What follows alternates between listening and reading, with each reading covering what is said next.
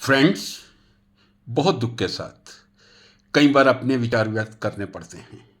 अभी मैं सुधीर चौधरी का ब्लैक एंड व्हाइट कार्यक्रम देख रहा था।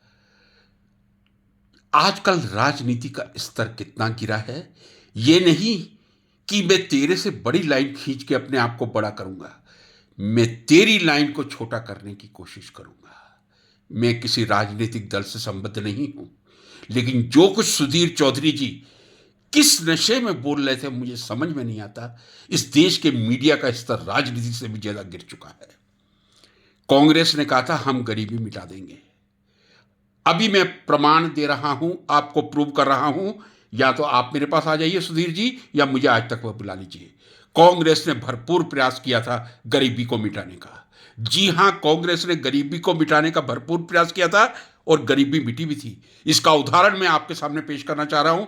ग्रीन रेवोल्यूशन, हरित क्रांति, जिसके जनक एमएस स्वामीनाथन थे। और वो हरित क्रांति किसके समय में आई थी?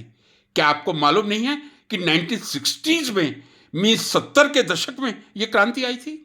और ग्रीन रिवॉल्यूशन का मतलब ही यही था, किस तरह से गेहूं और चावल की पैदावार को बढ़ाया जाए। एमएस स्वामीनाथन ने जो अथक प्रयास किया था भारत में चावल और गेहूं की उपज बढ़ाने के लिए, वही ग्रीन रिवॉल्यूशन या हरित क्रांति थी। और जी हां, वो 1960s में 70 के बिगिनिंग में 60s अर्ली 60s में आई थी। और मोदी जी, यदि आपने एमएस स्वामीनाथन को भारत रत्न दिया है, किस लिए दिया है? क्योंकि वो हरित क्रांति लेकर आए थे। क्या हरित क्रांति में कांग्रेस का कोई योगदान नहीं था? क्या एमएस स्वामीनाथन को आगे करने में कांग्रेस पार्टी का कोई योगदान नहीं था?